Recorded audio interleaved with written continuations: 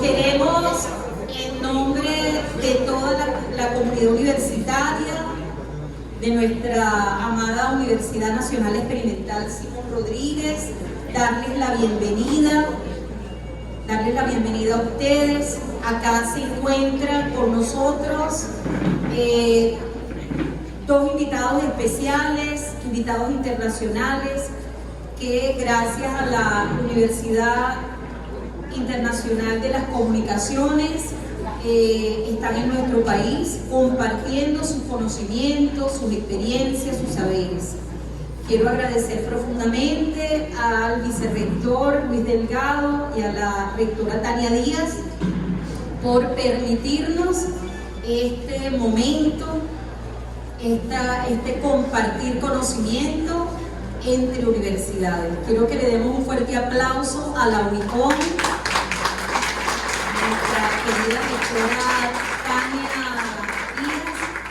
No sé si por acá está Feiber o alguno de los compañeros, María Alejandra, por allí, porque necesito que podamos, al iniciar, pasarlo por Instagram. Lo está haciendo el compañero. Sí, perfecto. Muy bien. Sí. Entonces, bueno, se encuentran con nosotros el doctor Juan Carlos Morales, para quien pido un fuerte aplauso. Póngase de pie, profesor, viene del Ecuador. Y el doctor Fernando Casado, que viene de España. Póngase de pie, por favor. Un amigo de la casa, que bueno, ellos van a tener yo siempre el apellido es Gabazú. Compañero Gabazú, pido un fuerte aplauso de la casa. Tiene muchos años también apoyando acá en Venezuela. Es de aquí, él es nuestro. Y por supuesto el vicerrector. Quiero agradecer a todos. Nos acompaña la decana de Educación Avanzada y Posgrado, con todo su equipo, la doctora Luisa Zambrano y la doctora Francis Rivas, que se encuentra por acá con el brevemente les comento a los compañeros, muy brevemente. Acá están compañeros de la Universidad de la Gran Caracas, están compañeros del Centro de Implementación para el Aprendizaje Permanente, CEPAP, que está por allí, Ali León y todo el equipo. Está el núcleo Los Peques, por ahí casi. Ajá, muy bien. El núcleo Palo Verde, por favor, muy bien. El núcleo Ocumare del Tuy, vino gente de Ocumare del Tuy o de Valle del Tuy. Bueno, ellos escribieron que había problemas con el ferro, toda una situación allí. Están los directores de línea, agradezco a los directores de línea que se encuentran, por favor, el vicerrectorado académico, muy bien, gracias. Está el CDCHT, está acá también, están los compañeros del CDCHT de la universidad, el equipo de control de estudios, el área de publicaciones de educación avanzada y posgrado, que está las compañeras acá que se encargan de llevar las revistas, Vanessa, Lucky. Me acompañan también, están invitados miembros del Consejo de Gestión Universitaria de Caracas. Está la directora del Colegio de Enfermería, bienvenida profesora. Está la Universidad de las Comunas, se encuentra el vicerrector, los dos vicerrectores se encuentran con nosotros. Creo que está la Universidad de las Ciencias de la Salud, Patricia, gracias. La UNETI también me informó que estaban por llegar los compañeros de la Universidad de las Tecnologías. La Universidad Popular del Ambiente también está convocada, y bueno, van a ir llegando seguramente los compañeros.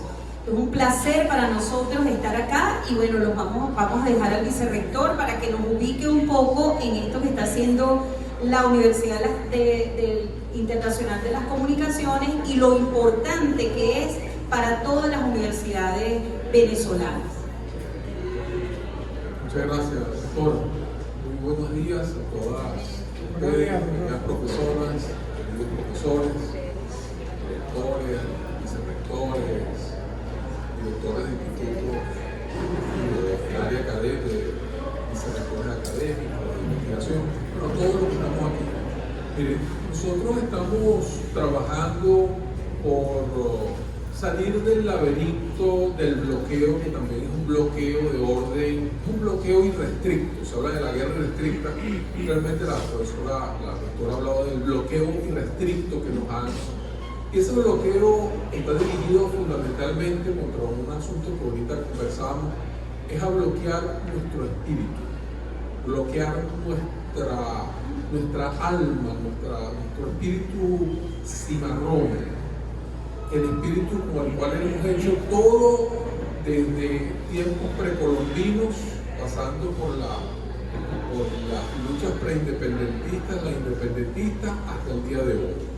Y para salir de esto tenemos que reconectarnos primero entre nosotros mismos, que es lo que estamos haciendo al agradecer la boniteza de ustedes estar asistiendo a este momento pues, de transferencia y de encuentro de saberes, pero también reconectarnos con el mundo, porque parte de lo que han querido hacer y han logrado en buena parte es desconectarnos epistémicamente, desconectarnos fenomenológicamente, desconectarnos de nuestros pares en el resto de las universidades y hacernos unas parias en todos los respectos. No podemos permitir ser unos parias del conocimiento, porque el futuro de la vida en el mundo depende en muy alta medida del conocimiento que históricamente hemos construido y sobre todo del conocimiento que hemos construido en el marco de esta situación de asedio agravado y terrorista que nos han lanzado. Por eso, reconstruir nuestras revistas que son ventanas hacia el mundo, nos coloca, o sea, hay tanta inquina de no permitir que nosotros nos reconectemos, porque aquí hay cosas que tenemos que primero entenderlas, valorarlas y decírselas al mundo, contárselas al mundo.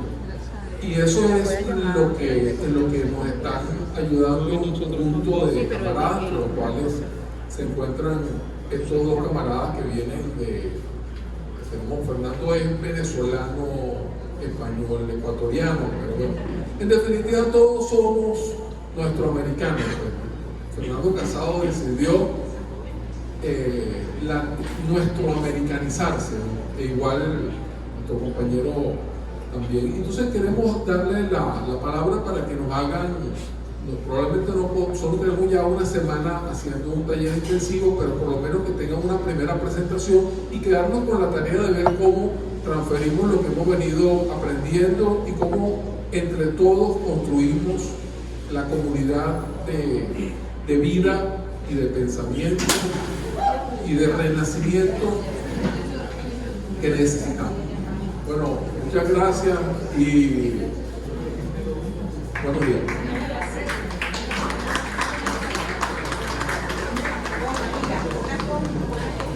Pasan esas cosas, estamos en vivo. Bueno, vamos a darle la palabra entonces al compañero. Sí, primero vamos a darle la palabra entonces al compañero. Le pedimos, por favor, si tienen alguna pregunta, alguna cosa, ustedes toman nota. Vamos quizás a dar algún derecho de palabra muy breve por razones de tiempo, pero que estemos muy atentos pues, a esto que van a compartir con nosotros. Muchas gracias. Bueno, muchísimas gracias a la Universidad Simón Rodríguez, que hoy nos acoge de una forma tan cálida, y a todos ustedes por su presencia, a la doctora Alejandra Reyes, a Lisa Zambrano y a Francis Rivas, doctoras con las que ya hemos hablado un poco de la problemática que tiene que ver con la producción académica y los desafíos que plantean. Yo en realidad, aunque hables un poco raro, pues ahí me considero estar en casa. Yo viví muchos años en Venezuela, trabajé muchos años también en la Universidad Bolivariana de Venezuela, con lo cual soy producto como docente, como investigador de las universidades públicas emblemáticas revolucionarias de la República Bolivariana de Venezuela. En ese sentido, quiero también compartir con ustedes una experiencia y unas inquietudes, unos desafíos desde el lugar de enunciación de las universidades experimentales, de las universidades públicas venezolanas, a las cuales me congratulo conocer en cierta profundidad. Si ven falta de elocuencia es porque ayer por la noche tanto Juan Carlos como yo fuimos intoxicados en el hotel en el que estamos, no intoxicados con whisky y cerveza, sino intoxicados con alimentos. Entonces intentaremos ser lo más claros posibles en la breve exposición. En lugar de enunciación, como les digo, como investigador y mi sesgo ideológico, como todos tenemos un sesgo ideológico, no creemos en la objetividad, creemos en las distintas subjetividades, en el realce de esas subjetividades, tiene que ver con el punto de partida de las grandes mayorías de los pueblos que luchan por su emancipación y por su libertad. En ese sentido fue el motivo por el que yo al final acabo trabajando primero en Venezuela, después en el Ecuador, la Venezuela de Chávez, el Ecuador de Rafael Correa, y no tengo ningún tapujo ni complejo a la hora de decirlo. Sin embargo, como docente y como universitario, veía siempre que teníamos un hándicap, teníamos un problema muy importante, había un clivaje muy difícil de cruzar, que era que el otro nos conociera, que el otro no nos tratara con desdén, que nos tomara en serio, que las cosas que se hacían en este país fueran conocidas en su justa dimensión. Entiendo que quienes adversan los procesos tienen que posicionarse en contra, pero al mismo tiempo se generaba una gran cantidad de ideas de conocimiento que nunca eran conocidas y que tenían muchas dificultades para trascender nuestras propias fronteras. Lo que ocurría es que en muchas ocasiones nos hablábamos a nosotros mismos. Por ejemplo, yo admiro algo anecdótico, pero que aquí las anécdotas pues son algo continuo y general y sistemático, el rector de la Universidad de las Comunas. Las comunas, primero, ¿qué son las comunas? Nadie sabe lo que es la comuna. La gente, como muchos se acuerdan, de la Comuna de París, la experiencia de la Comuna de París, que hoy en día, como aquello ya terminó y fue machacado, pues se le trata con mucha admiración, como una experiencia que marcó la historia del Occidente, pero ya está. No, pero es que hay comunas en Venezuela. ¿Quién conoce que haya comunas? ¿Quién conoce que incluso hay procesos de formación interno de una valía extraordinaria y que están generando experiencias, vivencias que deberían de ser conocidas? Porque en realidad Venezuela marca la pauta en muchos sentidos, ha sido la punta de lanza de muchos de los procesos que en este siglo XXI se han dado en la región y en otros lugares del mundo, pero son completamente desconocidos. Como docentes muchas veces nos dedicamos, por ejemplo, antes estaba escuchando, creo que Elisa Zambrano está ahora escribiendo un libro. Es un libro espectacular, con unas nuevas metodologías, donde la comunidad valida esas metodologías, después también se inserta en el proceso regular de pares ciegos, pero es un libro. No, es parte de la revista. Ah, es parte de la revista, perfecto. Ah, vale. Vale, entendí que quiero el libro. Vale, ese otro. La UICOM el otro día publicaba también un libro fantástico, es el segundo centenario de la doctrina Monroe y crítica a la doctrina Monroe desde académicos de Venezuela. Ese libro, por ejemplo, que ni siquiera tiene ISBN, es un trabajón, como decía el otro día Juan Carlos, es un trabajo que llenaría 2 años de una revista, pues probablemente tenga muchas dificultades o no sea conocido en el exterior. ¿Por qué? Porque nosotros todavía no nos hemos insertado dentro de las reglas del juego internacional. Y claro, y esto no se debe de ver en cuanto a la construcción de revistas como claudicar frente al otro. Yo esto más bien lo veo como cuando llegan aquí los españoles, tienen una superioridad tecnológica porque traen la pólvora, los arcabuces, el acero, los caballos. Esto se trata, tal y como nosotros lo entendemos, de utilizar el acero, los arcabuces y los caballos en contra del enemigo, para que el enemigo, cuando nos miramos con ellos en igualdad de armas, nos tenga que tener en cuenta. Es el problema que ahora mismo no tenemos. Cuando nosotros generamos conocimiento, nos resulta a veces muy difícil lograr introducirlo en esos círculos académicos en donde además aspiramos a estar porque queremos ser categorizados con los estándares internacionales como profesores válidos. Por ejemplo, artículo que yo voy a mencionar que hemos logrado colocar en Scopus, pero que la lucha para lograrla meter en Scopus ha sido muy difícil. Por ejemplo, el otro día con Juan Carlos, el otro día, hace un par de años, escribíamos las luchas de los medios alternativos y comunitarios en Venezuela en el contexto de crisis económica y posible conflicto armado. Esto fue a raíz de los apagones. Claro, eso es un artículo tan válido como cualquier otro, pero tú para poder insertarlo en las revistas indexadas a nivel internacional es complicadísimo. Primero, ya cuando leen Venezuela ya les salen no se le abren las agallas, ¿no? Y después encima estás hablando, bueno, claro, a no ser que critiques a la dictadura, ¿no? Eso está muy bien reconocido por el pensamiento hegemónico liberal. Pero si encima estás hablando a favor de un proceso revolucionario en el que están ocurriendo cosas distintas, meterte en esa revista es muy complicado, porque el pensamiento hegemónico a nivel internacional es el pensamiento neoliberal. Y es una herramienta más para adversar, acosar y vilipendiar lo que ocurre en otros lugares que no encajan dentro de esa visión hegemónica neoliberal. Por eso para nosotros la creación de esas revistas indexadas de acuerdo a los estándares internacionales es fundamental, porque es una herramienta, es un arma para poder insertarte en ese mundo y ser considerado a nivel de igualdad. Otro problema que tenemos nosotros es que como publicamos muy poco a esos niveles, normalmente lo que se considera en este mundillo que es relevante científicamente es lo más citado. El único motivo por el cual un trabajo es relevante es por el nivel de citación.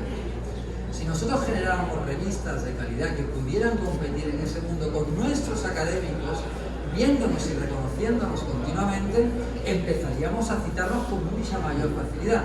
Y al mismo tiempo, al generar contrahegemonía, obligaríamos al otro a que tenga en consideración nuestros trabajos, nuestras investigaciones y nuestros lugares de enunciación, aunque sea para rebatir los argumentos. Les obligaríamos a citarnos. Actualmente ni existimos.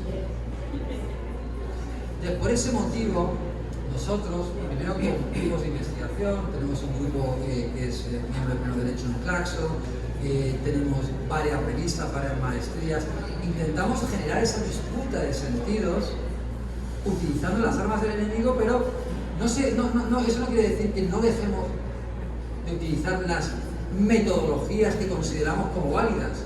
Porque claro, si nos adaptáramos o nos transculturizáramos, nos convertiríamos en cientistas racionalistas cuantitativos, que es lo que le gusta a ese pensamiento anglosajón. Pero no, nosotros queremos que sea válido como metodología el que sea un par ciego en la comunidad.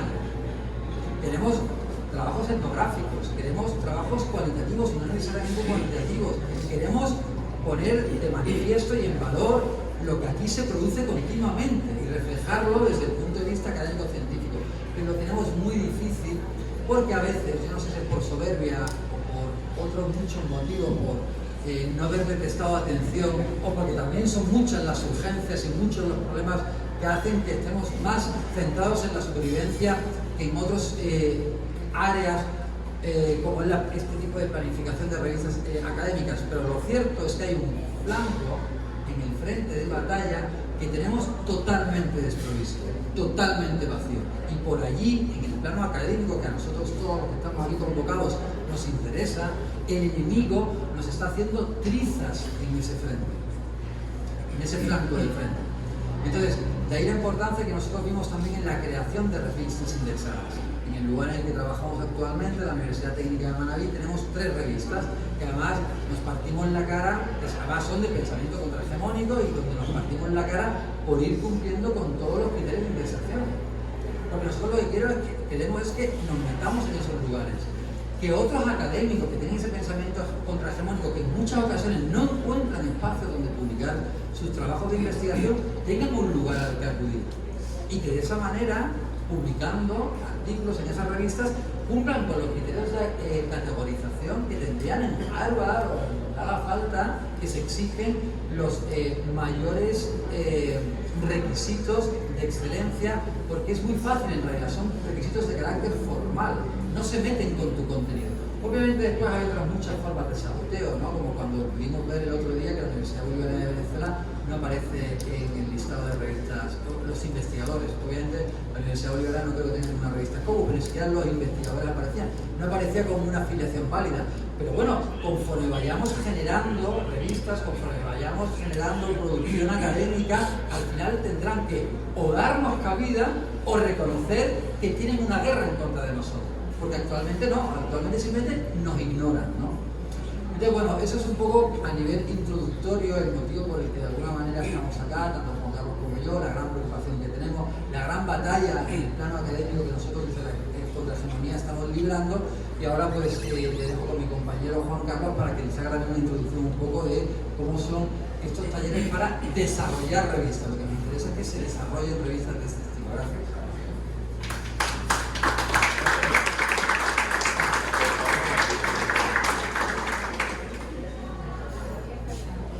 Bien, buen día con todas y todos. Gracias por la invitación a compartir experiencias en este evento. Como Manuel ha explicado en su introducción, nos parece imperiosa que también captemos esos espacios de visibilización del conocimiento que se genera desde esta parte del planeta y también de esta perspectiva. Bueno, el taller se denominó, gracias. Se denominó taller para crear y desarrollar revistas científicas. La universidad que nos invita es la UICOM, pero a partir de ese evento en el cual acudieron varias universidades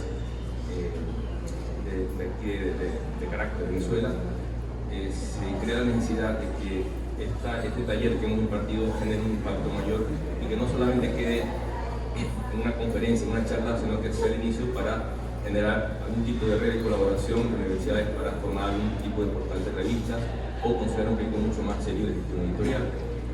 Bueno, vamos a comenzar con un diagnóstico porque necesitamos saber dónde estamos ubicados actualmente en el contexto mundial del conocimiento. Es decir, cómo nos encontramos dentro de estos ecosistemas de la ciencia. Como decía Fernando, hay ya normas que están escritas. Lo que tenemos que hacer es conocer las normas que están planteadas por estos ecosistemas y montarnos en ello, ¿no? Este sistema tiene un funcionamiento normalizado, que no es complejo, pero que demanda ciertos criterios y estándares a ir cumpliendo progresivamente. Nosotros hemos desarrollado un programa, un plan que orienta a los proyectores a acciones comunes y concretas a seguir para poder conseguir este objetivo.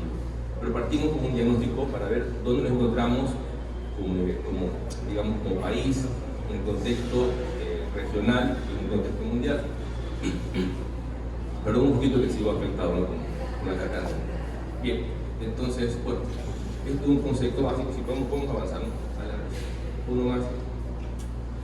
Esto es a modo de reconocer, ¿no?, cómo se genera el conocimiento, que hay una simbiosis de estos elementos, hay un orden también sistémico que se genera a partir de un dato, que es importante que este dato que es recabado bajo un enfoque cuantitativo o un enfoque cualitativo no sea validado y tenga un contexto. Esto es fundamental, porque nosotros estamos trabajando con conocimiento científico. Dentro de estos ecosistemas se maneja o se divulga conocimiento científico, es decir, aquel que ha sido trabajado mediante un método científico, y eso implica una validación, ¿no?, exhaustiva del dato inicial, porque ese dato va a ser procesado, va a ser correlacionado, va a ser analizado, y a partir de ese contexto del dato y esa validación del dato generamos información. La información es nada más que la redacción o el informe, ¿no?, de cómo esos datos han ido comportando en diferentes contextos, y se los redacta en un lenguaje científico entendible, que puede ser un capítulo de libro, un libro, puede ser una tesis, puede ser una monografía, un artículo de revista, un artículo de opinión. Es decir, se ve redactado, ¿no?, en un formato de difusión. Estos formatos han ido también evolucionando significativamente en la forma como se representa la información, es verdad. Es por eso que los formatos electrónicos nos permiten tener una mayor visibilización fuera, pero también hay motores que nos ayudan a hacer que esa visibilidad sea aún mayor. Es decir, estar dentro como revista de esas bases de datos, sistemas de evaluación que permiten funcionarnos, no con un mayor alcance que en el contexto de la ciencia mundial. Y esa información que está publicada, y hablamos por ejemplo, nosotros miramos un libro que publicó la UICOM, que tiene más de 30 capítulos Y digo, aquí hay el trabajo de una revista de 2 años. Lo han hecho muy bien, pero ese libro impreso no tiene un ISBN y no tiene un formato electrónico ni un DOI, para que pueda ser, digamos, colgado en un sitio y pueda ser descargado en cualquier parte del planeta y tenga mayor, y pueda generar su mayor impacto. Hasta ahí es información publicada. Entonces nosotros cuando creamos una revista estamos generando un espacio para hacer visible un recurso de información, en este caso un artículo, dentro de un número, dentro de un volumen. Toda esa información genera conocimiento cuando yo esa información la llevo a la práctica. Es decir, cuando yo la aplico a solucionar problemas de la comunidad en la cual yo me desarrollo. Entonces cuando yo pongo esa información en acción, genero un conocimiento, bueno, y que esta información nos sirve para esto, ¿no? Y esto aplica a personas, a familias, a gobiernos, a nacionales, empresas, etc. La información sirve para tomar decisiones, pero seamos siempre conscientes de que partimos de una validación del dato, no importa su naturaleza. Debe ser siempre validado, redactado en un lenguaje entendible, hecho visible para que pueda ser consumido y a su vez llevado a la práctica mediante la toma de decisiones. Y este tipo de conocimiento requiere un método, que se llama método científico, que es, digamos, en la planificación sistemática de pasos coherentemente y rigurosamente ordenados para un determinado objetivo. Y conocimiento científico se diferencia de otros conocimientos como el filosófico, como el empírico, ¿no? Justamente por este método lo que busca es que lo que estemos, digamos, aportando como conocimiento sea replicable. Que es replicable, que pueda servir en diferentes contextos. ¿Okay? Y vamos un poquito a ubicarnos dentro de cómo funciona, cuál es la dinámica de estos ecosistemas en los que pretendemos, digamos, introducirlos, los que pretendemos también colonizar. Y el sistema se encuentra normalizado, es decir, las reglas están escritas, por ejemplo, todo está normalizado. Yo como investigador, deben tener, por ejemplo, un ID de investigador, existen varios, está el de Scopus, está el de Algonquin, pero hay uno que los agrupa todos, que es el ORCID, por ejemplo. Todo investigador debe tener que tener un ORCID, que no es más que una descripción detallada de su formación, de su experiencia en cuanto a proyectos de investigación y publicaciones que ha tenido a lo largo de su carrera. Entonces, con ese ORCID yo puedo caracterizar, ¿no?, un investigador. Así también como, por ejemplo, el ID de una revista en el ISSN, que es el Código Internacional de Publicaciones Seriadas, así como un libro del ISBN o por una publicación en el DOI. El DOI lo que viene es a garantizar la presencia en el artículo reemplazando un URL que, por ejemplo, aquí en Venezuela durante un tiempo que las revistas se caía el servidor y no podían acceder a esos artículos. Cuando vamos a ver, como vemos ahí, que bibliométricamente hablando se genera impacto con una publicación cuando esté usado y el uso se lo tiene mediante una cita. Es decir, lo que no se cita no genera uso y no genera impacto bibliométricamente hablando. No es que estoy de acuerdo con esto, pero hay otras formas quizás más cualitativas de medir el impacto, pero si queremos ser parte de este ecosistema debemos conocer que así se mira actualmente el impacto mediante el uso que será cuando se cita. Yo puedo tener 15, 20 publicaciones, pero si nunca nadie me ha citado, significa que mi producción científica no le interesa a nadie. Bibliométricamente no se lo entiende así. Entonces, bueno, pues hay que conocer un poco cómo se encuentra normalizado el sistema y que hay código de identificación para cada uno de estos elementos. Por ejemplo, los indicadores cienciométricos más, bueno, que miden la dinámica de la ciencia en el mundo son estos, ¿no? Primero, el factor de impacto, que no es nada más que citas para publicaciones, pero maneja en el mundo solamente hay 2 bases de datos de citas. Es la Web of Science, la más antigua, tiene más de 100 años de existencia, que tiene colecciones por disciplina, lo que se llama colecciones de corriente principal, una colección en ciencias, o en ciencias sociales y en artes y humanidades, entendiendo que la dinámica de estas áreas es diferente. Es decir, la dinámica que tiene las ciencias puras es una diferente a la de las ciencias sociales o las artes y humanidades, quizás un poco más lenta. Y la otra base de datos es Scopus, ¿no?, que es multidisciplinaria y que en este caso no distingue el reconocimiento, sino que maneja un factor de impacto global. Pero sea para la Web of Science o sea para Scopus, la ecuación es la misma. Es citas en el numerador, es decir, que es el uso para publicaciones en el denominador, es decir, lo que yo produzco como revista. Entonces, esa ecuación me va a dar resultado un factor de impacto. Traigan otras sillas de la de allá, que esas no son mías. traen unas de las sillas adentro, con como dile a la muchacha de nosotros. Ok. Ya le van a traer. Entonces, bibliométricamente hablando, lo que más se cita es lo que más genera impacto. Entonces tenemos, por ejemplo, el factor impacto de la website y el site score de Scopus.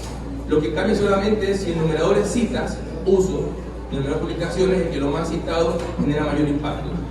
Lo que cambia entre una base y la otra es la retrospectiva, que en este caso el site score mira 4 años atrás y en este caso el factor impacto mira 3 años atrás, pero la ecuación es la misma.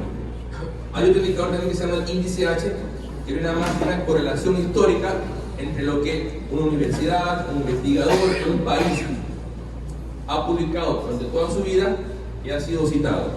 Es decir, es el punto de encuentro entre citas y publicaciones histórico, a diferencia del impacto que es mucho más dinámico. Cuartiles, pero nada más que una división para 4, el total de revistas de una base de datos y se ordena por factor de impacto. Es decir, lo que está más, digamos, si en Scopus, que hay 36.000 revistas, hubieran 40.000. 40.000 para 4 sería 10.000 cada cuartil. Y las más citadas son el cuartil 1, cuartil 2, cuartil 3 o cuartil 4 respectivamente. ¿Okay?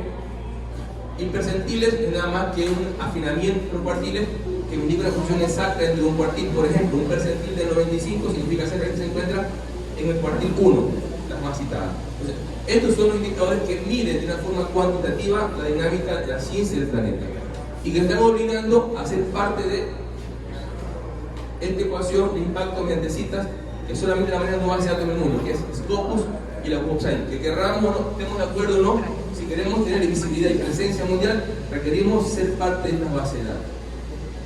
Como les decía, tiene un enfoque cuantitativo, por ejemplo, en este caso el Sevier, el IBEI, que son los dueños de Scopus y la website, pero también han surgido otras iniciativas interesantes que no consideran tanto el tema de las citas, sino miden un impacto más mediático. Por ejemplo, las descargas, uso de referencia, presencia en páginas web, presencia en blog, tweets, retweets, presencia en Facebook, etcétera, que se llaman las métricas alternativas, como las Altmetric o PlumX, que miden este tipo de impacto mediático, pero sigue siendo cuantitativo.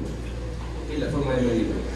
Hay ya voces que están cogiendo cada vez más fuerza, que están presentando una nueva forma más cualitativa de evaluar la investigación. Perfecto, cuando lleguen, bienvenidas sean, pero hasta que lleguen, lo que tenemos es esto. Y si queremos montarlo en esta dinámica, hay que conocer cómo se dinamiza esto. Que no lo comparto, porque puedo poner ejemplos, hay revistas Q1 que tienen un impacto, por ejemplo, de más de 100, y la que le sigue tiene 40. Es decir, hay una brecha muy amplia entre los cuartiles, porque las áreas de conocimiento tienen diferentes dinámicas. Por ejemplo, es complicado tener una revista de ciencias sociales que tenga un impacto muy alto, por su dinámica como tal. Pero es lo que hay que reconocer. ¿Okay? Dicho esto, hemos presentado un diagnóstico un poco situacional de cómo se encuentra la producción científica de Venezuela dentro de estos ecosistemas de la ciencia. Y hemos mirado base de datos de citas, que acabo de indicar, y también base de datos, lo que se llaman regionales, son aquellas que no manejan el control de citación, pero tienen importantes presencia, al menos regional, de visibilidad. Se pueden pasar. Por ejemplo, esto es tomado como fuente Shimago. Shimago es una plataforma que toma de forma estática la información de Scopus. Pero mira, por ejemplo, hasta el año 23. Es decir, lo que está en curso actualmente 24 no lo considera. A pesar del próximo año. Pero bueno, es una interesante herramienta gratis para poder mirar revistas por factor de impacto. Entonces, por ejemplo, en Scopus, en el año 20, tenemos aquí un histórico, desde el 96 hasta el 23. Hemos visto, por ejemplo, cómo se encuentra Venezuela dentro del contexto regional. Y vemos que regionalmente, es decir, vemos que Venezuela se encuentra en el puesto número 9, que tiene un total de 48.000 documentos y tiene un índice H, es decir, en la correlación histórica de citas y publicaciones, el índice H es este que tenemos aquí. ¿Okay? Es decir, puesto número 9 regionalmente. Avancemos un poco. Miremos, por ejemplo, este es en el contexto mundial. Por ejemplo, en todos los países que tienen revistas utilizadas en el Scopus, en eso tenemos el puesto número 76, entre Chipre y Ghana. ¿Okay? Con esa producción. podemos avanzar. Y este que está aquí es mirando el año 23, solamente uno. Vimos antes el histórico regional, el histórico mundial. Ubicamos a Venezuela en un contexto histórico, regional y mundial, y ahora miramos en el año pasado, es decir, cómo estuvo en el 2023. Vemos que no aparece, pero sí, está en el puesto número 12, ¿ok? Entre Puerto Rico y Panamá, en el año 23. Y esta es una comparativa donde comparamos Ecuador y Venezuela, y mirando los últimos, 24 años, desde el 2000, hemos tomado, y por ejemplo, actualmente en total de documentos publicados en Venezuela son 60.590 en Scopus, históricamente. Ecuador tiene menos, tiene 54.900 documentos. Es decir, que históricamente Venezuela tiene mayor producción científica dentro de la base de datos de citas. Pero miremos un poquito la dinámica, cómo ha ido evolucionando en el tiempo. Por ejemplo, en el 2000 Venezuela producía un total de cerca de 1.500 artículos. Tuvo un punto alto en el 2000. De 2008, 2009, pero fue cayendo, por ejemplo, y en el 23 tuvo lo que estaban antes, cerca de 1.400 publicaciones, poco menos, y actualmente está por debajo de las 500 en lo que va del 24. Esta fuente es Scopus, es decir, actual. Es decir, llevamos actualmente publicados cerca de menos de unos 350 documentos en lo que va del 24. Miremos ahora Ecuador, que en el 2000 estaba cerca de 100, 200 publicaciones más o menos, no más, y vean cómo esta línea se mantiene en el tiempo, y a raíz de las políticas de la Revolución Ciudadana del gobierno de Rafael Correa, ¿no?, que dignificó la gestión docente, dio recursos, dio condiciones a los investigadores. Hay programas como Prometeo, entre otros, en los cuales se apostó por la educación, creó 4 universidades emblemáticas como Yachay, Iquián, la UNAD, entre otras. Es decir, Se fueron bastante venezolanos. es verdad, sí, es verdad. En eso tenemos los investigadores, por ejemplo, el investigador más importante de mi universidad es venezolano, el doctor César Lodeiro, y trabaja temas de conchas, moluscos, ¿no? Solamente él tiene más de 160 publicaciones en el Scopus, solamente él, ¿no? Ciencias experimentales, el doctor César Lodeiro. Entonces, miren cómo es esa mirada, ¿no?, a importar talento humano, ¿no?, de todas partes.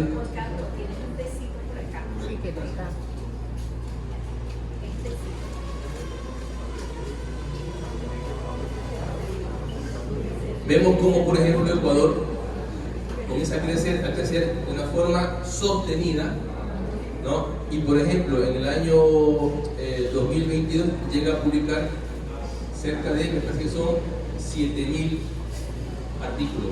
Es decir, mientras Venezuela publicó menos de 1.400 artículos, Ecuador publicó más de 7.000 artículos. Es muy significativa la diferencia, pero esto es por apostar, ¿no?, a la investigación, a montarnos en estos ecosistemas de la ciencia y dar condiciones a los investigadores. ¿Okay? Y por ejemplo, Ecuador solamente en lo que va del año 24 ya ha publicado más de 2.000 artículos, mientras que Venezuela está por debajo de los 500 en lo que va del 2024. ¿Okay? Entonces hay una tarea bastante fuerte por asumir y realizar. ¿Pueden pasar a la siguiente? Eso es una mirada desde base de datos de citas, de manera de factor de impacto, y una mirada a muchas bases regionales. Y el punto de partida en indización se llama Latindex. En Latinoamérica hay 3 proyectos regionales que son los más emblemáticos. Latindex, que a partir de 2018 genera el catálogo 2.0, donde incluye 38 criterios de evaluación muy básicos, pero es el primer punto de indización. Indizar, recuerden que es igual a evaluar. Lo que no se evalúa no está indizado. ¿Okay? Indizado es evaluación. Latindex evalúa, pero Latindex no es una base bibliográfica porque solamente es un directorio de revistas que me da características de revistas que han cumplido al menos 30 criterios de evaluación, pero no indiza los artículos. ¿Ok? Entonces solamente es un directorio de revistas. Yo puedo buscar revistas en Latindex, pero regionalmente en los sistemas de evaluación local en cada país se considera el punto de partida en indizaciones. Vemos, por ejemplo, que Venezuela tiene actualmente un total de 32 revistas en el catálogo 2.0 y su aporte dentro de todo el contexto de Latindex es del 0.9%, mientras que Ecuador tiene 282 revistas en Latin 2.0 y su aporte en la región es del 7.9%. Entonces, es decir, miramos base de citas y la presencia es muy marginal. Miramos base también de regional latín de punto de partida y coincide también en consonancia con lo que muestran las bases de citas, indicando que hay un trabajo editorial fuerte por hacer. Vamos a la siguiente. Y la base de datos, digamos, más después de la Index, porque sí indica artículos, es decir, te evalúa la revista fuertemente, pero los artículos tienen presencia y son consultados, es decir, es un directorio de revistas más una base de datos bibliográfica, DOA. Y DOA, por ejemplo, Ecuador tiene actualmente 99 revistas indexadas en DOA, mientras que Venezuela tiene total de 40 revistas indexadas en DOA. Es decir, aquí hay artículos que se encuentran presentes, ¿no?, en esta base de datos y que están visibles para que puedan ser consultados desde cualquier parte del planeta. ¿Okay? Vamos a la siguiente. Y esto es un listado de revistas que se encuentran en el Scopus de Venezuela. Es decir, Venezuela tiene actualmente 28 revistas indexadas en el Scopus. La revista con mayor factor de impacto es una Q2, se llama Revista de Ciencias Sociales, que es de Zulia, es decir, de Zulia, ¿okay? Pero ¿qué vemos aquí de particular? De que en Latinoamérica la tendencia Open Access cada vez es más fuerte, ¿no? Se considera el concepto como un bien público y tenemos que las revistas mayormente son en abierto, es decir, que son libres para publicar y libres para consumir, que es lo más importante aquí. Y estas 5 son con APC, es decir, que tienen un costo para poder ser, para publicar o para consumir. ¿Okay? Ya veremos lo que es el APC.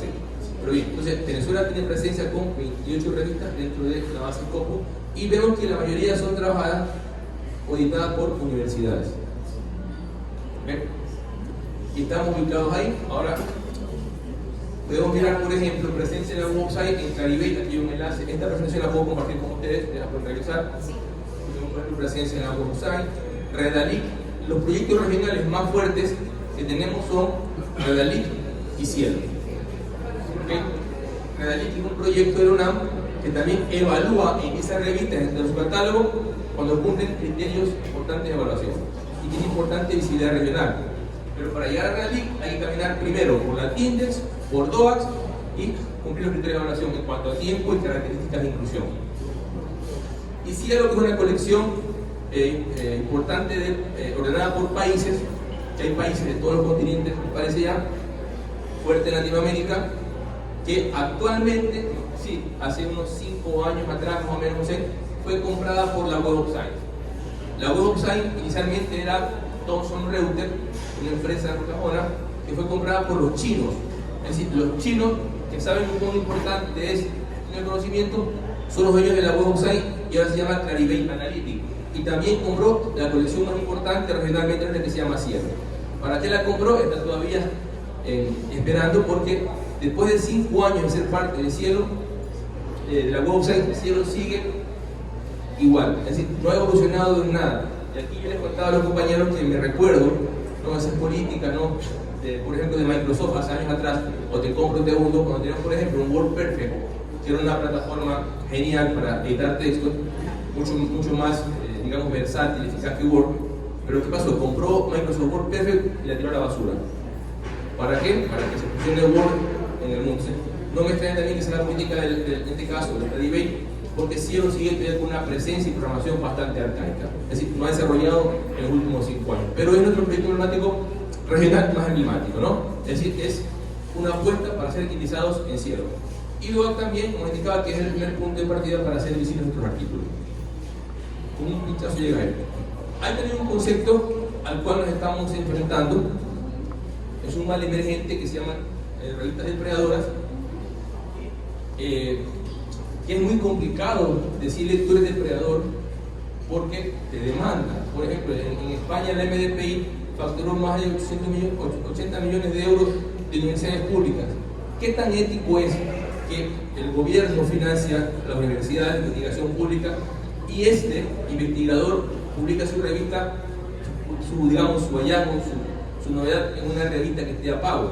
Es decir, estamos cortando la transferencia directa de conocimiento, de dinero público, y no es ético, ¿no? Pero sin embargo MDPI, ¿no?, salió ganando es muy complicado que tú digas eres depredador. Pero ¿qué es un depredador? Lo podemos conceptualizar y podemos identificar características. Es decir, si sabemos características, es muy complicado que nos engañen. Entonces, este es un mal emergente que hay que conocerlo, que existen, que se lucran justamente de las necesidades de los investigadores por publicar, pero que esa publicación no llega a ninguna parte, ¿no? Entonces, aquí hay una definición, según Jeffrey Bill, que es un bibliotecario, que empezó justamente a hacer visible este mal fenómeno de la depredadora, pero las características aquí, por ejemplo, te hace una revisión, te hace una evaluación sin pares, sin evaluación par. Y recordemos que lo principal de una revista científica, porque hay diferencias, ¿no? Hay entre un magazine y un journal, un magazine y una revista de opinión, es decir, está en función de la línea editorial de la revista, es para difundir, digamos, experiencia y cierto contenido que no ha sido evaluado científicamente. Entonces, nosotros podemos tener ambas, tenemos un magazine que es para difundir temas de interés, y un journal, que es una revista académica que requiere que su publicación sea validada por par doble ciego. ¿Qué significa par? Significa que la persona que evalúa tiene las mismas características del autor en cuanto a conocimiento disciplinario. ¿Y qué es doble ciego? De que ni el autor sabe quién evalúa, ni el evaluador sabe quién está evaluando. Esto para evitar conflictos de intereses o un tipo de sesgo. ¿Okay? Entonces, lo que se decide es que la evaluación sea par, por un experto similar, y doble ciego, que sea de una forma sin conflicto de interés. Entonces, estas revistas no lo hacen. Es decir, publican lo que se envía porque hay un pago de por medio, hay una transacción de por medio. ¿Okay? Entonces, hay que identificarlas también, porque te revisan muy rápido, porque es decir, te envían el artículo y te publican a la semana, a las 2 semanas, hay una evaluación, porque recuerden que el arbitraje de una revista es ad hoc, es ad honoris. Si consigues evaluadores que te evalúan, y tú tienes que estar, por ejemplo, indicando, ayúdame a evaluar el artículo, por favor, dame la mano, eso es complejo editorial.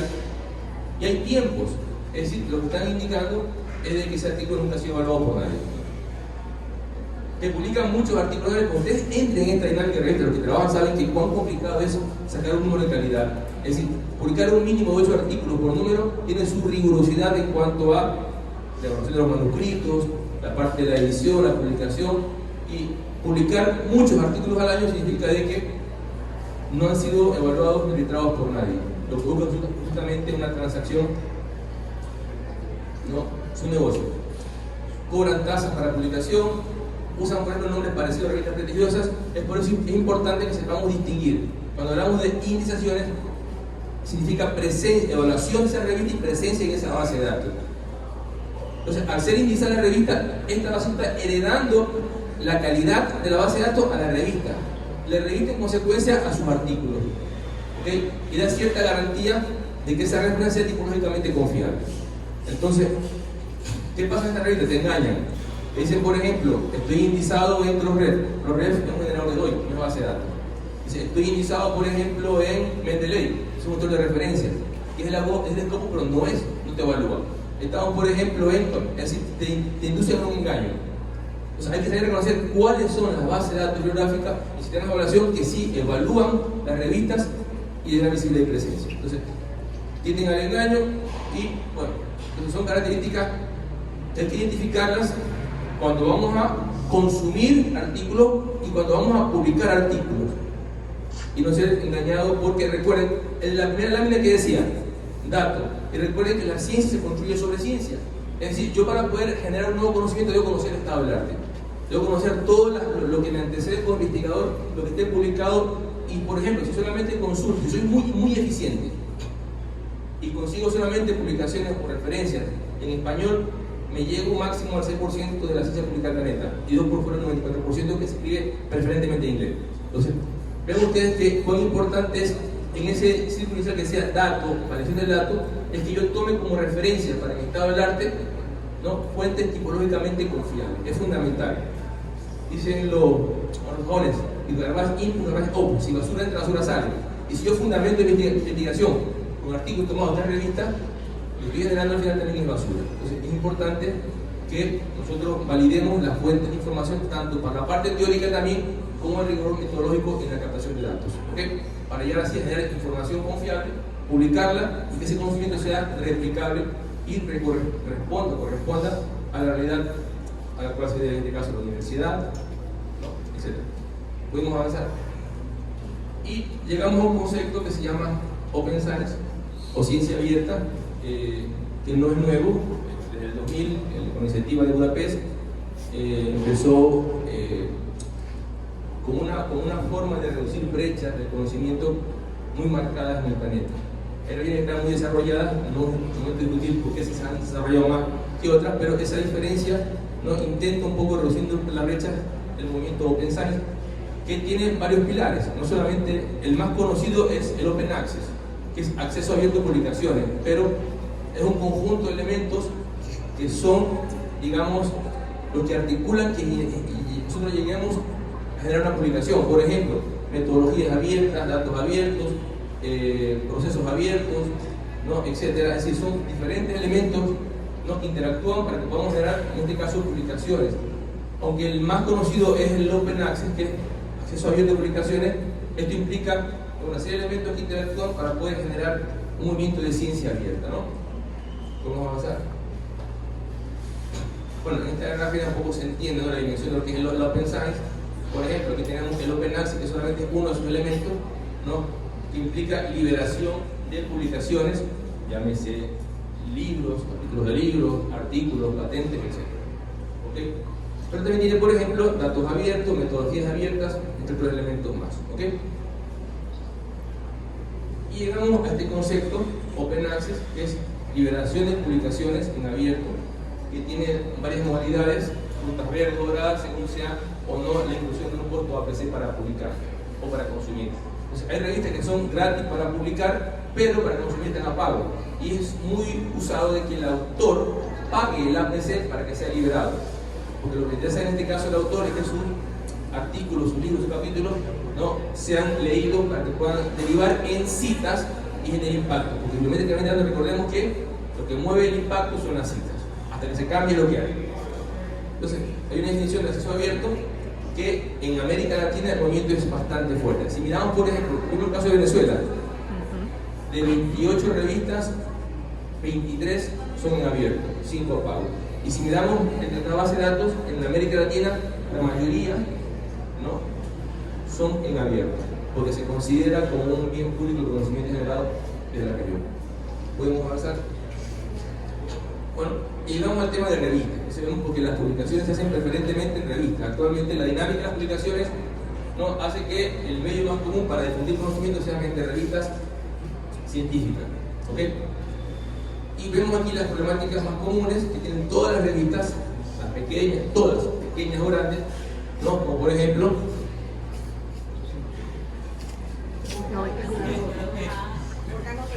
no se puede.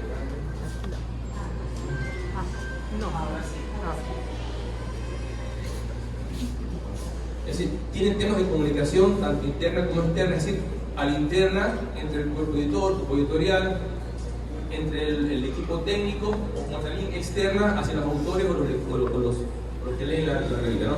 Es decir, aquí definir también estrategias que permitan una comunicación fluida, tanto interna como externa. También tenemos otros problemas de visibilidad, es decir, generar mayor presencia en el ecosistema de la ciencia. Por ejemplo, también que no tenemos problemas también, por ejemplo, académico no suficiente, es decir, no generamos condiciones para los investigadores, y es una cuestión bastante compleja y aún más agudizada aquí en Venezuela, pero hay que buscar la forma de dar condiciones a los investigadores para que puedan generar producción. El tema de convenios, el tema de redes, el tema de difusión o promoción, hacer más visible no solamente la revista, también usar mecanismos como redes sociales, tanto convencionales como académicas, para poder nosotros captar también este espacio de visibilidad. ¿Okay? Es decir, también en un inicio también es importante lo que se llama colchón editorial, es decir, no tenemos suficientes artículos, porque ¿qué te piden? Cuando una revista empieza requiere colaboración, porque por ejemplo, dicen, estás en la tienda, no estoy, recién arranco, entonces si tienes una publicación, la hacemos en muchos casos, es por ese publish and paste, publico perez, porque nos obligan a publicar. Entonces si no te interesa, no te la doy, porque yo requiero para acreditarme, entonces hay que buscar colaboración para que estas personas que colaboren con artículos y puedan montar los números, al menos en los primeros 2 años que podemos pedirle al Index y tengas ese primer nivel de utilización. Entonces requiere mucho trabajo para poder armar los primeros números. Esa curva de crecimiento inicial es bastante compleja y requiere mucho trabajo. Por ejemplo, también cómo gestionar la revista. Escuchaba que los compañeros usan, en muchos casos, por ejemplo, la aplicación, ¿cómo se llama? Canva, en un caso, por ejemplo, también. Ustedes usan también el ISO. También sí, pero se recomienda por la operabilidad, sí, es decir, interoperabilidad, exactamente, que genere ciertos protocolos de comunicación entre estas revistas y estas bases de datos de la ciencia. Y esas características da, por ejemplo, una plataforma que se llama OJS, Open Journal System, que es un proyecto de conocimiento público de PKP que ha generado plataformas para diferentes aristas en general. Por ejemplo, tiene el OCS, que es el Open Conference System, que sirve para generar eventos o congresos académicos en línea. Y te permite llevar, por ejemplo, desde que se envían las propuestas de ponencia, gestionar la parte de los conferencistas, ¿no? Arbitrar las ponencias y hasta que te genera un libro de memoria. Tiene, por ejemplo, el OMP, que es Open Manuscript Press, que es una aplicación que, digamos, ayuda a las editoriales a generar monográficos, libros. Es decir, toda la gestión editorial la puede manejar desde el OMP. También tiene, por ejemplo, el OJS, que es el Open Journal System, que es donde vamos a utilizar aquí, porque es una plataforma que nos ayuda a gestionar revistas académicas y todo su proceso, desde una propuesta de artículo a la derivación de un árbitro, a la interacción entre el árbitro, editor, autor, hasta que un artículo es aceptado o rechazado, hasta que se manda a la parte de edición, maquetación, perfil de estilo, diseño y se publica el número. Toda esa parte la manejamos en el OJS, que es una plataforma gratuita, en abierto, es open source, código abierto, que también es un parámetro del Open Science, que significa código de programación o algoritmo abierto, y software libre, que la podemos utilizar para gestionar las revistas, en la revista, ¿ok? Entre los principales problemas de las revistas y sus posibles soluciones. Y llegamos aquí, que es un poco la propuesta que hemos traído a la WICOM, que es un programa de apoyo para la formación de revistas académicas, en este caso para la WICOM, pero la idea es que a partir de este taller se sumen otras universidades también dentro de este proceso. Este programa tiene como objetivo orientar a los editores. Traigan de las Ya, fotos. ok, ya. Ya le van. Ok. Entonces, el objetivo es orientar a los cuerpos editores de las revistas académicas en acciones muy concretas, como fin de mejorar precisamente su proceso de utilización. Es decir, lo que se agrupa en este documento es ese conjunto de criterios de normalización que requieren estas bases de datos de normalización para ser parte de, ¿ok? Y también orienta a gestionar buenas prácticas editoriales. Vamos a la siguiente. Bueno, se fundamenta en una serie de planes, metodologías, modelos, ¿no? Que están escritos, y lo que hacemos solamente es tomar estos modelos, criterios de evaluación que están ya dados y construir a partir de toda esa metodología que está escrita para ser parte de la base de datos, articularla dentro de un plan, ¿ok? Este programa se basa en 3 ejes. El primer eje se llama normalizar revistas. ¿Qué implica normalizar? Implica adecuar la revista científica a los criterios de inclusión de la base de datos. Por ejemplo, que lleva el JS, que el DOI, que el ORCID, que los autores tengan, por ejemplo, su filiación, su país, ¿qué más? Que el artículo lleve, por ejemplo, el tracking de que se recibe, se acepta, se publica, el cómo citar, que esté, por ejemplo, declarado conflictos de intereses, que tengamos, por ejemplo, declarados 3 idiomas al menos para publicar, que, bueno, hay un montón de criterios que tenga la ICCN ubicada para el sector izquierda, que también tenga presencia del país en la portada, bueno, es decir, que declare volumen y número, es decir, toda una serie de elementos formales que se llaman normalizar. Y aquí orientamos al cuerpo editor para que se normalicen a estos criterios de inclusión. Un segundo eje se llama gestionizaciones. Una vez que estemos normalizados, es decir, hemos hecho la pretemporada, estamos aptos ya para ser evaluados. Esta parte lo que implica es progresivamente ir solicitando evaluaciones para ir siendo parte de estas bases del sistema de evaluación. Y arrancamos primero con bases de datos, por ejemplo, multidisciplinarias de impacto regional, mirar las especializadas y también en un futuro mirar las bases de citas. ¿Cuáles eran? Scopus y WebScience. Pero para yo llegar a Scopus o WebScience requiero caminar al menos 4 años. 4 años de buenas prácticas editoriales para poder pedir una evaluación. ¿Okay? en ese orden. Y un tercer eje que se llama estrategia de comunicación, que si bien está al final, no es transversal, ¿no? Porque desde un comienzo, desde el proceso, tenemos que ir normalizando, aplicando estrategia de comunicación, como dije, tanto interna e interna. Lo que hace este plan es indicar acciones y responsables a seguir en temas de comunicación. ¿Podemos seguir? Bueno, aquí explicamos lo que es normalizar una revista. ¿Okay? Hay ciertas disposiciones que se tienen que ir dando en cuanto a licencia, en cuanto a las prácticas en abierto, en cuanto a, bueno, vamos a avanzar, cómo se conforma, por ejemplo, un cuerpo editor, que hay que dedicar horas a una estructura editorial. Por ejemplo, necesitamos un director, un editor de sección y un equipo técnico para que pueda operar la revista. ¿Cómo seguir? Aquí en esta parte de aquí empezamos un poco a escribir los elementos que debe contener tanto la revista como el artículo, el logo TS como el artículo. Por ejemplo, ISSN, como que identifiquemos volúmenes de número, como que, por ejemplo, declaremos una periodicidad. Si bien el formato electrónico habla de una posibilidad que se llama publicación continua, ¿qué significa eso? Yo digo, soy de periodicidad semestral, publicación continua. Significa que yo, durante el periodo enero-junio, yo completo el número básico de artículos. ¿Okay? Entonces, en electrónico se usa mucho y eso permite que podamos ir publicando con el trabajo que va llegando a la revista. Eso hay que declarar. Por ejemplo, también adscribirse a declarar que hacen arbitraje de doble ciego, hacer el arbitraje, que tengamos un código de ética propia, o que sumamos los que ya existen, que creemos normas de publicación, ¿okay? Que presentemos la información detallada del director, del editor, etc. Y todo vinculado al ORCID. ¿Recuerdan qué era el ORCID?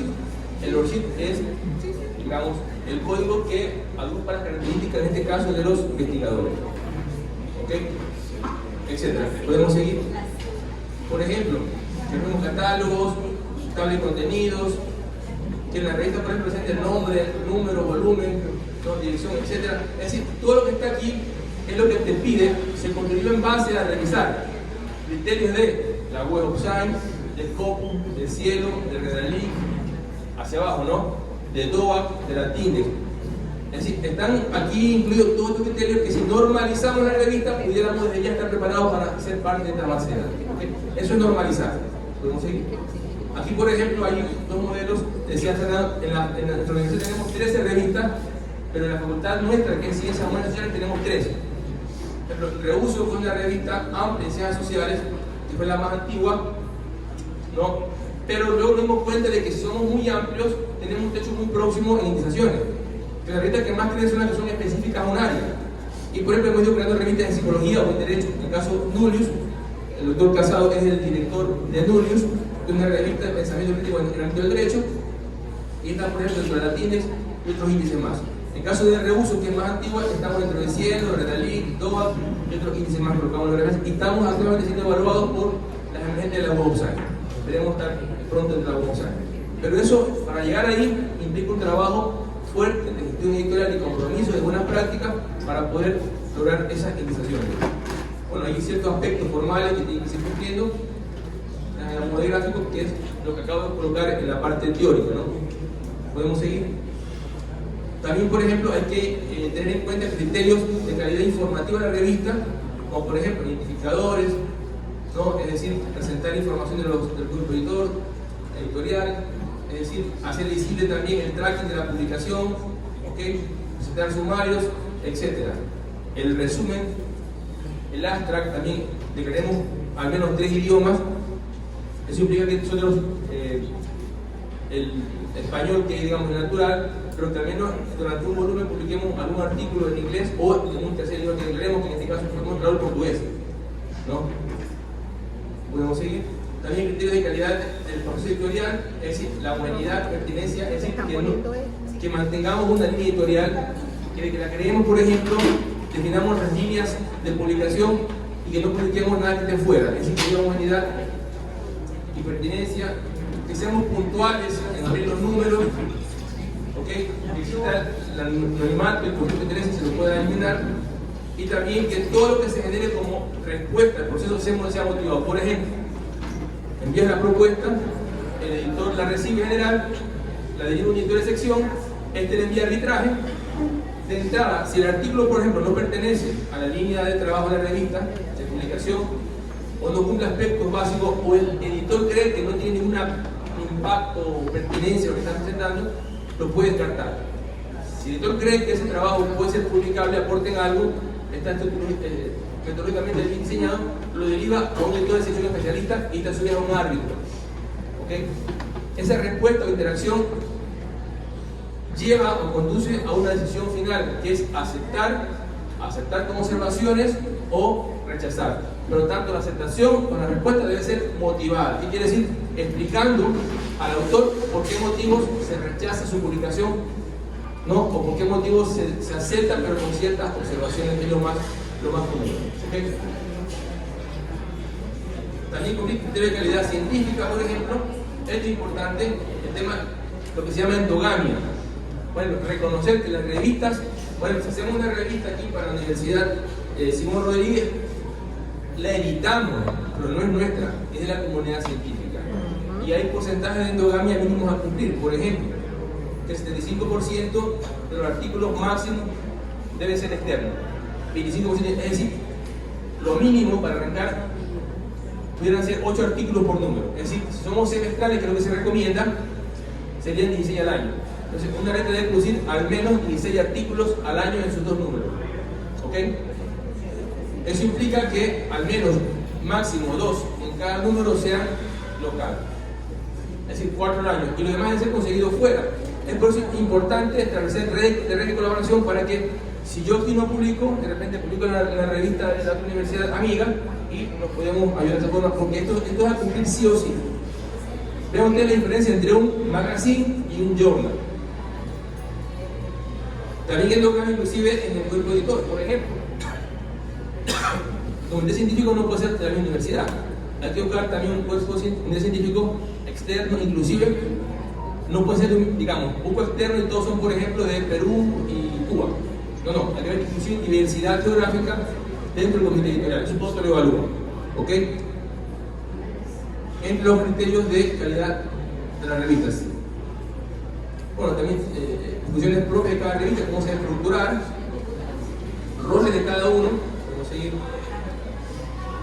¿Quién nombra, por ejemplo, a los árbitros? ¿Quién nombra por el equipo técnico? Y hasta ahí hemos llegado a normalizar, es decir, crear una revista y prepararla con criterios de inclusión dentro del ecosistema de la ciencia. Una vez que estamos ya preparados como revista, con todos estos criterios de inclusión, podemos progresivamente ir pidiendo indizaciones. Y el punto básico, me parece, sería que en este caso, la TINDEX, que requerimos al menos 4 números, es decir, 2 años para pedir ser parte del catálogo. ¿Ok? Si hicimos 8 artículos, aunque la TINDEX te dice mínimo 6, es decir, pudieran ser de repente 24 artículos en 2 años para hacer la TINDEX, pero si miramos más arriba, el Tobago Cielo te pide mínimo 8. Entonces, si queremos ir desde el vamos, trabajando bien, arranquemos al menos con 8 artículos en cada número. Es decir, en los 2 años teníamos más o menos 24 artículos para entrar a la TINDEX.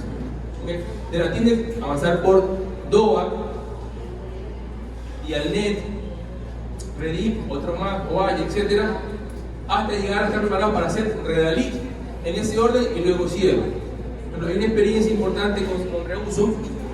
Nosotros, por ejemplo, primero nos utilizamos en Cielo y la programación es arcaica en Cielo, es decir, marcar un metadato en XML, que es un protocolo de comunicación, demoraba alrededor de 4 o 5 horas a un maquetador de trabajo, según la referencia que tenga el trabajo. Mirar la retrospectiva y visar todos los números de su inicio tomó cerca de 4 meses a chicos trabajando de cabeza. Luego, cuando llegamos a Redalic, que ha desarrollado más su algoritmo, como el programa Marcalic, puede generar rápidamente el XML, inclusive para Cielo. Entonces, ¿qué se recomienda? Primero entrar a Redalic y luego a Cielo para que nos ayude mucho el tema de la marcación de metadatos de XML, ¿no? Son experiencias en eso para ir. Redalic, Cielo, emergentes de la Web of Science, Scopus y colección personal de web. Sería el orden que tenemos que ir avanzando hasta llegar a la cúspide, digamos, de esta base de datos que visibilizan la ciencia del planeta. Como la siguiente. Entonces, iniciar significa significa, y por ejemplo hay un orden aquí, Latindex, todo está escrito, aquí tenemos criterios de inclusión para que ustedes puedan revisarlos, pueden avanzar, ¿no? Aquí hasta llegar al emerging cielo, podemos seguir. Hay también considerar bases, por ejemplo, que son específicas, bases, por ejemplo, disciplinarias. Aquí también un listado de bases, por ejemplo, por área de conocimiento, en agricultura, antropología, en derecho, en biología. Podemos avanzar, educación, etcétera. Base, área, criterio de inclusión. Podemos seguir. Ya va. Hasta que lleguemos a las bases de citas. Sigamos. En este caso, ¿no? El COPU o Web of Science, que sea nuestro objetivo final para poder lograr o llegar a la cima de las indiciaciones. Avancemos.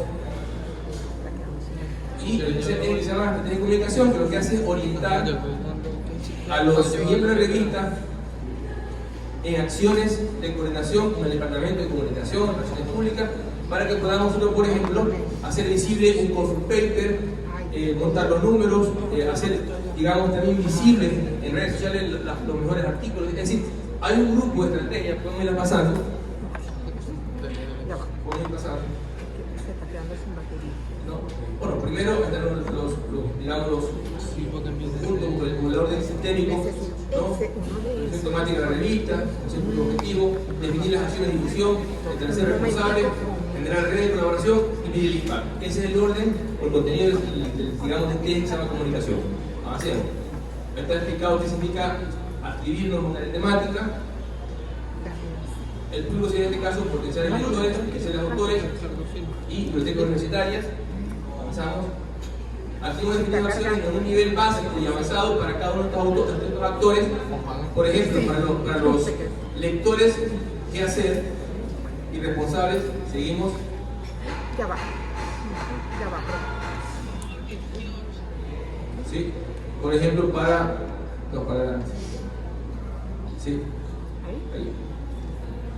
No, estamos hacia adelante. Una más. Hacia acá.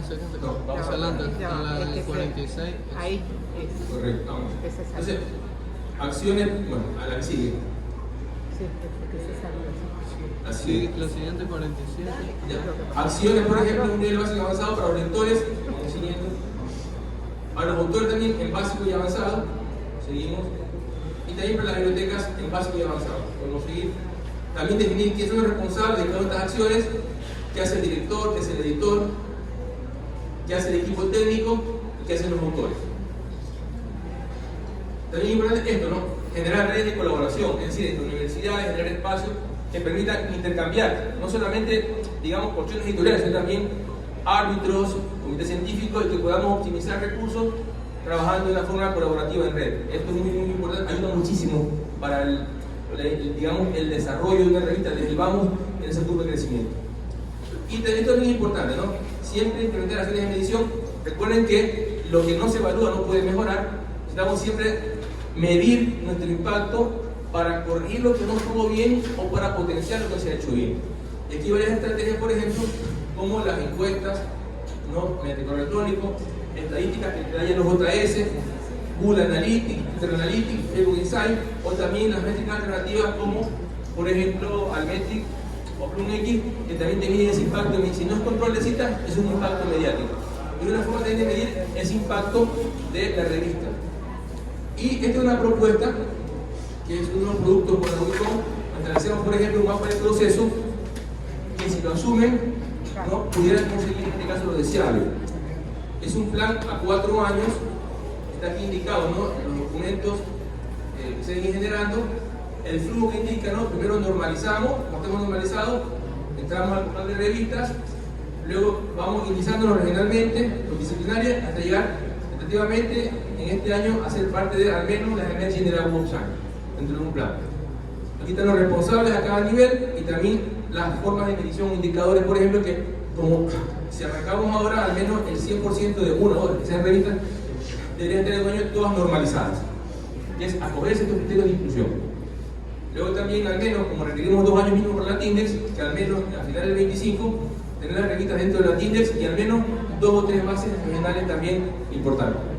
Y finalmente, para el 27, ser al menos parte de la colección emergente de la Web of Science. Ese es un plan que hemos trazado en este caso para la universidad, ya quieren las autoridades asumir retos porque en la siguiente lámina está explicado lo que necesitamos. ¿Qué se requiere para que este plan tenga efecto? Primero, el apoyo de las autoridades. ¿Okay? ¿Apoyo en qué? En dedicación de tiempo a quienes van a ser responsables de la revista. Apoyo de comunicación para que establezca las acciones del plan de comunicación. También tiempo al cuerpo editor. El cuerpo editor se encarga de aspectos, digamos, de contenido y calidad editorial.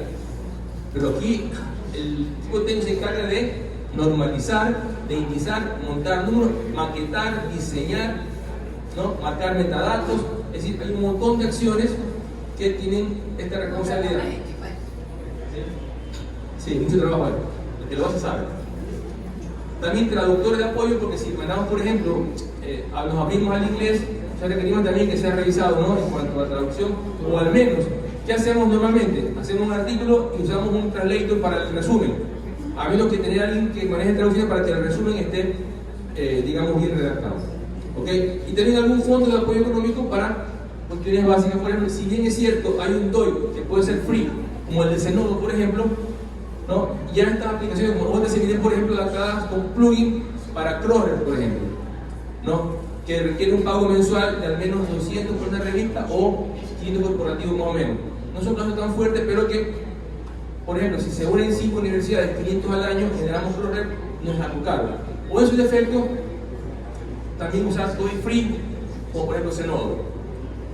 También necesitamos tener un software antiplagio, que si bien también hay software que son gratis, pero son muy limitados, también pudiéramos adquirir una licencia para tener un software antiplagio y poder ser el primer filtro. Eso te obliga a que lo tengas en esta base de datos. Entonces, para poder ser el primer filtro del editor, antes que pase algún tipo de revisión, el porcentaje mínimo de plagio establecido, ¿no? Como norma. También tener complementos, los plugins son, digamos, códigos que se descargan para mejorar de cierta forma el aspecto de los detalles. Y también, esto es importante, que estemos constantemente capacitándonos y se requiere también de ese apoyo económico, un fondo para que podamos también gestionar la revista. Y bueno, eso es el diagnóstico del país en cuanto a su presencia mundial en base de citas, en bases regionales, el movimiento Open Access y el plan que presentamos de gestión editorial para poder ser parte de estas ligas del conocimiento. De mi parte, si hay una pregunta, quedo abierto.